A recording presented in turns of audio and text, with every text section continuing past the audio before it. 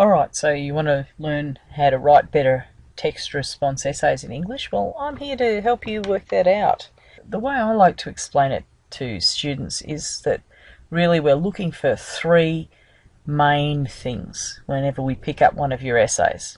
The first is in green here, and it's basically the text itself, whether it be a book of short stories, a novel, a film, some poetry. How well do you know that text?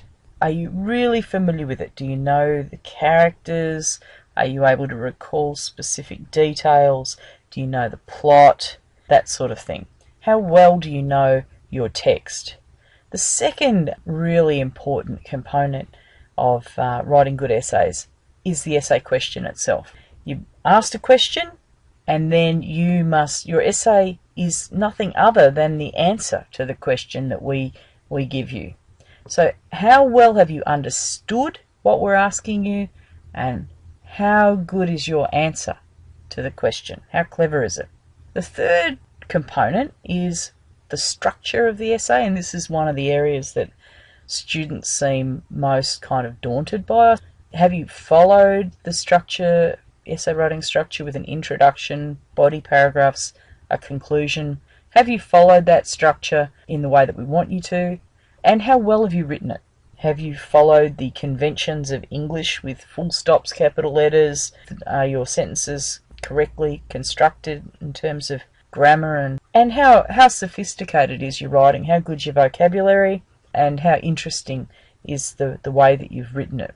Have you used formal English rather than slang or phrases and words like I believe, I think, and so forth, which we don't want you to be using? So those are the three components: the text itself, how well you know it; the question, and how well you answer it; the structure, and how well you've written it. So I've broken those down just a little bit more. So in terms of text, I break the text up into knowledge of the text itself. Anyone can do this. It doesn't matter how good you are at English. If you put enough hours in, you will know that text better than students who put in less time. So my simple advice is that if you've got the time and you've got the drive to do better in English, know that text backwards. Learn quotes. Be able to reel off examples.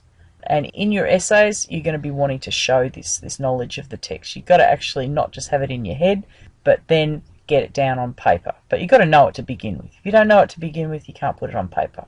So know that text backwards. The next thing is it's not just about your knowledge of the text.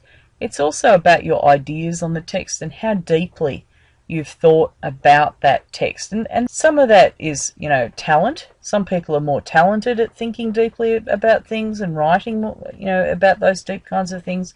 But you can still work towards that. And the types of activities your teachers are giving you are designed to bring you to those kinds of deep ideas about the text and draw your attention to them. So that, again, the more work you do in terms of getting through the work set by the teacher, the more thinking you do, the better positioned you're going to be to show that you've thought deeply about the text and really understand it. Okay, moving on to question and answer. The first part of it is the essay question itself. Teachers come up with questions and they think about them quite carefully and they word them carefully as well. So you need to make sure that you read the question very, very carefully and understand what it's asking you. Here's an example of a question related to a very famous novella, John Steinbeck's Of Mice and Men. Doesn't matter whether you've read it or not. You'll notice the absence of a question mark. This confuses a lot of students. It provides a statement. John Steinbeck, that's the author, John Steinbeck's Of Mice and Men condemns the idea of the American dream. Discuss.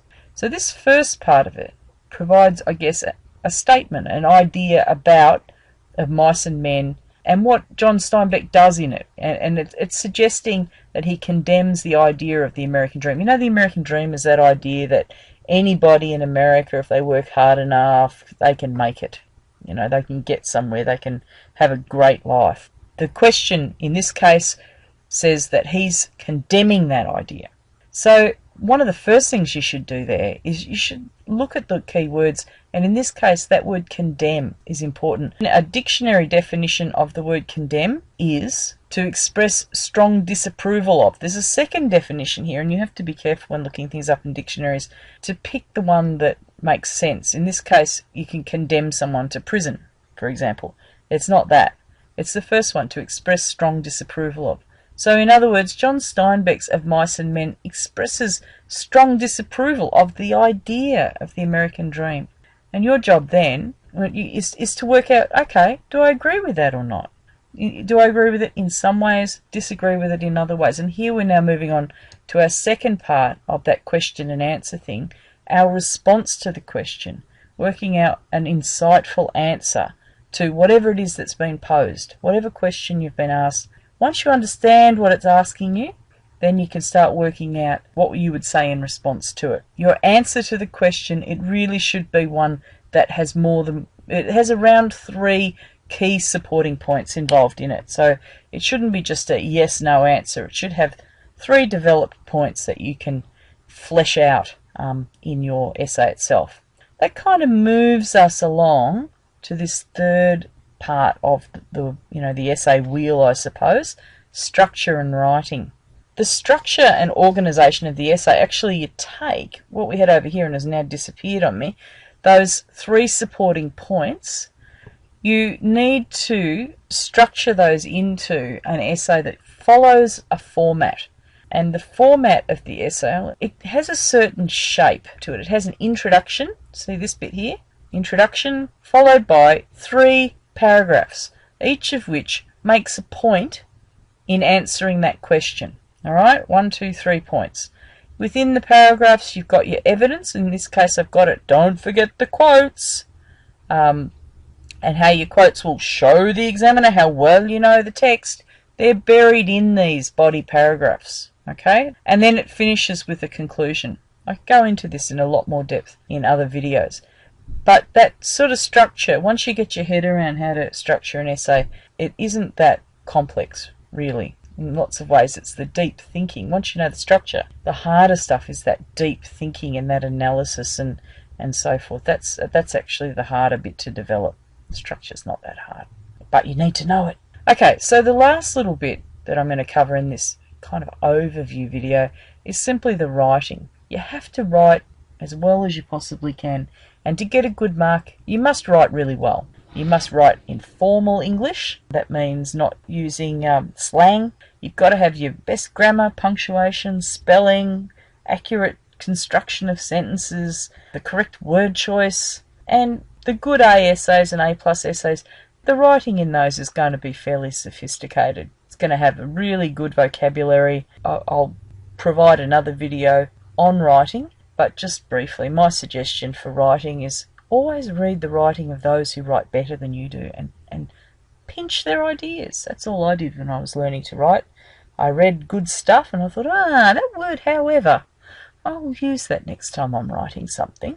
You want to be constantly working to lift the level of what you're doing, and do it by finding better writers' work and just stealing the way that they do it, pinching their words and phrases. Alright, so just to go over that one more time, we've got the text. You must know your text. You must have thought deeply about it. You must understand the question that your teacher's asking you, and you must answer the question. And the better your answer to that question is, the better your essay is going to be. Your essay needs to be provided in the structure the essays are meant to be written in, and it needs to be written well in formal English. And those 3 things, they work together to give us what we're looking for. I have other videos that can help you diagnose, I guess, in your essays, where are your major deficiencies? Is it really the structure that's holding you back? Or is it more that you haven't read the book? Or that you read it, but you don't know it? You don't have detailed examples at your fingertips that you can use in your essays? Or is it that you don't spend enough time at the start when you get the essay question, thinking about the question and planning your response to it? Or is it you don't know how to structure the essay and you need help with that? And maybe it's all of these things to a degree. We can all get better at everything we do, and it may be that you can improve on all aspects of what you're doing in regards to essays. So I hope that gives you a better idea of what we're looking for, and I hope that you will follow up some of my other videos. Good luck with all of that.